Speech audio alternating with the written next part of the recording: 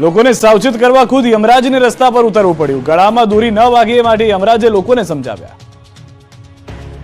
ઉત્તરાયણ નજીક આવતા જ ગળાના દુશ્મનો એટલે કે દોરી વાગવાની ઘટનાઓ શરૂ થઈ જાય છે. રસ્તા પર નીકળતા વાહન ચાલકો માટે પતંગોની કપાયેલી દોરી મોત સમાન બનતી જાય છે. જોકે આ વખતે તો લોકોને સાવધ કરવા માટે ખુદ યમરાજ અમદાવાદના રસ્તા પર ઉતરી આવ્યા. અમદાવાદમાં યમરાજ દ્વારા રોડ રસ્તા પર જતા લોકોને રોકવામાં આવ્યા. રોડ પર જે યમરાજ લોકોને સમજાવી રહ્યા છે અને મકર સંક્રાંતિના પર્વનું શું ધ્યાનમાં રાખવું તે જણાવી રહ્યા છે. હકીકતમાં યમરાજનો વેશ ધારણ કરીને તેઓ વાહન ચાલકોને દોરીથી સાચવવાનું જણાવી રહ્યા છે.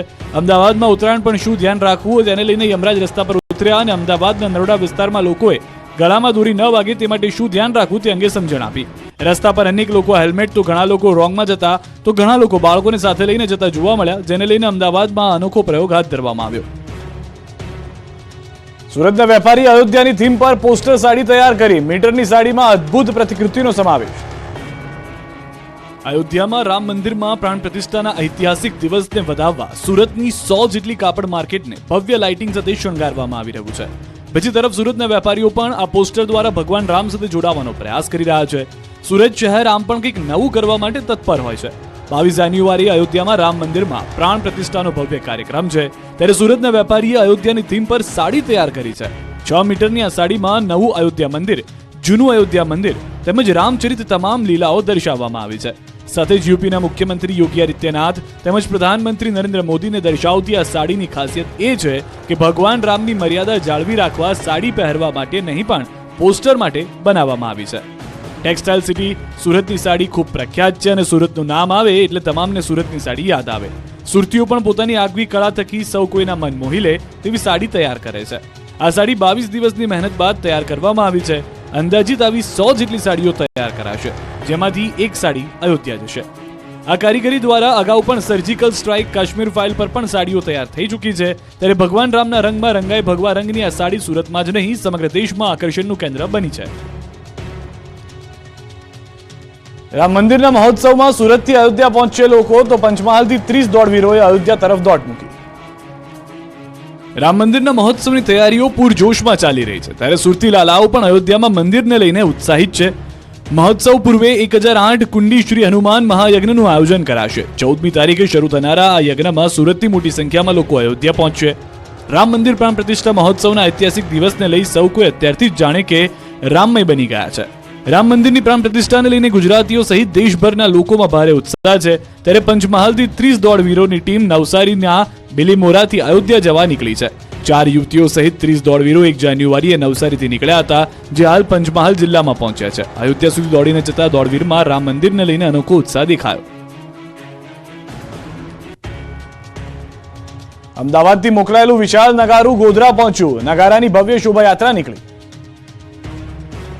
અયોધ્યાના રામ મંદિર માટે અમદાવાદથી મોકલાયું વિશાળ કદનું નગારું પંચમહાલના ગોધરામાં પહોંચ્યું. ડબગર સમાજ દ્વારા તૈયાર કરાયેલું આ વિશાળ નગારું જોવા મોટી સંખ્યામાં લોકો ઉમટી પડ્યા.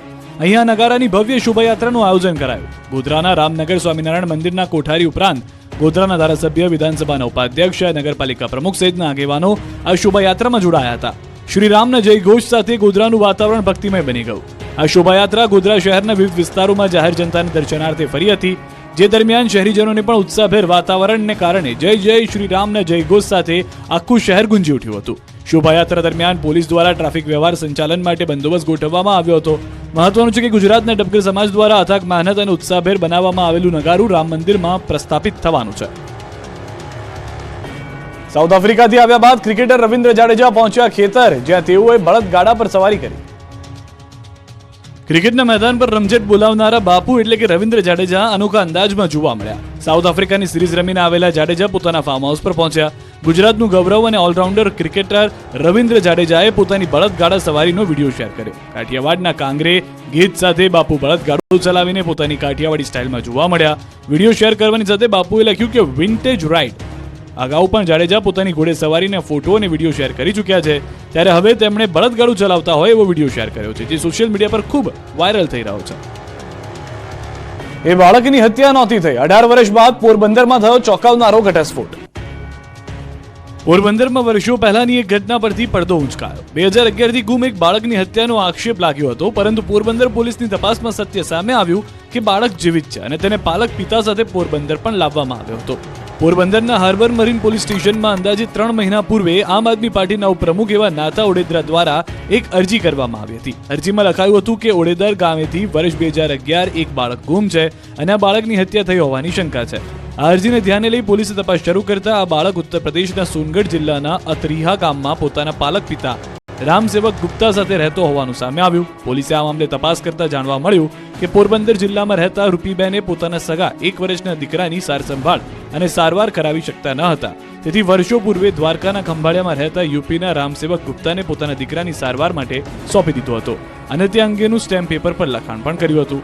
બાળક જેને સોંપવામાં આવ્યો હતો તે રામસેવક ગુપ્તા ત્યારબાદ બાળક સાથે પોતાના વતન યુપીમાં રહેવા લાગ્યા હતા. બીજી તરફ તપાસ કરતા પોલીસને યુપીથી બાળકની ભાળ મળી. પોલીસે બાળક કે જે હાલ યુવાન થઈ ગયો છે તેને અને પાલક પિતાને પોરબંદર લાવી બાળકની માતા સાથે મિલન કરાવ્યું. આ મામલે યુવકની માતાએ સારા ઉછેર માટે રાજી ખુશીથી પોતાના પુત્રની સોંપણી રામસેવક ગુપ્તાને કરી હતી. સાબરકાંઠાના ખેડૂતે કમાલ કરી, વીજળીની ખેતી કરીને લાખોની કમાણી કરી. કમોસમી વરસાદ સહિત ખેડૂતો પર અનેક આફતો વરસી, પરંતુ રાજ્યનો ખેડૂત હાર માનવા માંગતો નથી. ત્યારે ગુજરાતમાં સૌપ્રથમ હિંમતનગર તાલુકાના સતનગરના ખેડૂતે વીજળીની ખેતી શરૂ કરી છે. જમીનમાં સોલર પ્લાન્ટ નાખી ખેડૂત કોઈ જોખમ, કોઈ મજૂરી કે અન્ય કોઈ ખર્ચ વિના મબલક કમાણી કરી રહ્યા છે. ગુજરાતમાં ખેડૂતો ખેતીમાં નવા ઇનોવેશન કરતા રહે છે. મોંઘા ખાતર, બિયારણ, મજૂરી ખર્ચ, માવજત પાછળ હજારો રૂપિયાનો ખર્ચો કરવા છતાં ખેડૂતોને યોગ્ય ઉત્પાદન મળતું નથી. જો સારું ઉત્પાદન મળે તો પોષણક્ષમ ભાવ મળતા નથી. આવા સમયે સતનગર ખેડૂતને અનોખો આઈડિયા આવ્યો. તેમણે ખેતરમાં સોલાર પ્લાન્ટ નાખીને મોટા ખર્ચ વિના સારી એવી કમાણી કરી. 8 એકર જમીનમાં ખેડૂતે સોલાર પ્લાન્ટ નાખ્યો અને હાલ પ્રતિદિન 8,000 થી 10,000 યુનિટ વીજળી ઉત્પન્ન કરી રહ્યો છે. આ ઉત્પન્ન થયેલી વીજળી ખેડૂત ઉત્તર ગુજરાત વીજ કંપનીને વેચીને બદલામાં વીજ કંપની પાસેથી યુનિટના ₹2.83 કમાઈ રહ્યો છે. દિવસ દરમિયાન એવરેજ 23,000 રૂપિયાની કમાણી ખેડૂત બેઠા બેઠા કરી રહ્યો છે. ત્યારે એક તરફ ગુજરાતના ખેડૂતો ખેતીમાં તનતોડ મહેનત કરવા છતાં દીવાદાર બની રહ્યા છે, તો બીજી તરફ સતનગર ગામના ખેડૂતે કુદરતી સંસાધનોનો ઉપયોગ કરી સૌર ઉર્જા થકી વિપુલ પ્રમાણમાં કમાણી શરૂ કરી બતાવી. કાર રેસનું તો કંઈ ના આવે એવી ઘોડા દોડ રાજકોટમાં યોજાય. પહાડ, નદી, નાળા, પથરાળ રસ્તા પર દિલધડક ઘોડા દોડ. વહેલી સવારે દોડ્યા ઉત્સાહના ઘોડા. આ દ્રશ્યો રાજકોટના ઈશ્વરીય ગામના છે, જે અનોખી અશ્વ દોડ યોજાય, જેનું નામ એડ્યુરન્સ અશ્વ રેસ આપવામાં આવ્યું છે. 22 કિલોમીટર અને 40 કિલોમીટર એમ 2 કેટેગરીમાં યોજાતી આ રેસની ખાસિયત એ છે કે તેમાં નિર્ધારિત કરેલા સમય પર જ દોડ પૂર્ણ કરવાની છે. એનાથી પહેલા પણ નહીં અને પછી પણ નહીં. દોડ પૂરી થયા બાદ બધા જ ઘોડાની હેલ્થ ચેક કરવામાં આવે. દોડ પૂર્ણ કરનાર ઘોડો સ્વસ્થ હોય અને જે ઉત્તીર્ણ થાય એને ઇનામ આપવામાં આવે છે. છેલ્લા 3 વર્ષથી આ ઘોડા દોડ યોજાય છે, જેમાં આ વખતે 31 અશ્વવીરોએ ભાગ લીધો. વડોદરાના રસ્તા પર ઉમટ્યું માનવ મહેરામણ. 11મી ઇન્ટરનેશનલ મેરેથોનમાં 1 લાખથી વધુ જોડાયા. વડોદરાના ઐતિહાસિક નવલખી મેદાન ખાતે યોજાઈ આંતરરાષ્ટ્રીય મેરેથોન દોડ. રાજ્યના ગૃહમંત્રી હર્ષ સંઘવીની ઉપસ્થિતિમાં ફ્લેગ ઓફ કરવામાં આવ્યું. આ આંતરરાષ્ટ્રીય મેરેથોન દોડમાં વડોદરામાં રાષ્ટ્રીય અને આંતરરાષ્ટ્રીય 1.32 લાખથી વધુ દોડવીરોએ ભાગ લીધો, જેમાં વિશ્વના દેશોમાંથી આશરે 40 એથ્લેટિક્સ મેરેથોનમાં દોડ્યા. 2000 થી વધુ ટાઈમ રનર્સ દ્વારા તાડાસન કરી વર્લ્ડ બુક ઓફ રેકોર્ડ સ્થાપિત કરવામાં આવ્યો. ગૃહ રાજ્યમંત્રી હર્ષ સંઘવી સહિત સાંસદ, ધારાસભ્ય, વિધાનસભાના દંડક અને વડોદરાના મેયર આ મેરેથોનમાં ઉપસ્થિત રહ્યા હતા. મહેમાનોના હસ્તે 41, 21, 10 અને 5 કિલોમીટરની મેરેથોન ઉપરાંત પ્લેજ રન અને દિવ્યાંગ માટે મેરેથોનનું ફ્લેગ ઓફ કરાવાયું હતું.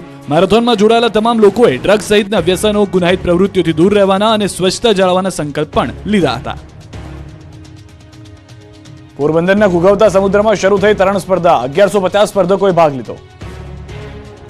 પોરબંદરમાં દર વર્ષની જેમ આ વર્ષે પણ રાષ્ટ્રીય કક્ષાની સમુદ્ર તરણ સ્પર્ધાનું આયોજન કરવામાં આવ્યું. સમુદ્રમાં 2 દિવસ ચાલનારી આ રાષ્ટ્રીય કક્ષાની સી સ્વિમિંગ સ્પર્ધામાં રાજ્ય સહિત દેશભરના 1150થી વધુ સ્પર્ધકો પોતાનું તરણ કૌશલ્ય દાખવી રહ્યા છે.